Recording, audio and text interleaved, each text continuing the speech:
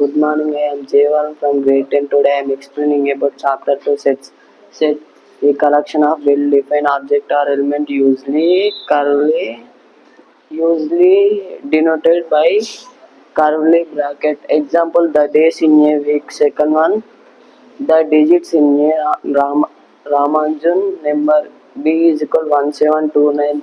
Types of set, there are 5 types: empty set, subset, singleton set, finite set and infinite set.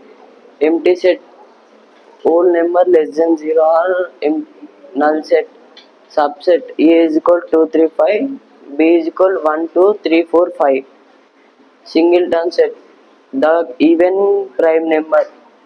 Example 2, finite set, A is equal 1, 2, 3, so on, 999, n of A is equal 999. Infinite set, multiples of 3, A is equal 3, 6, 9, 12, 15, so on. Thank you.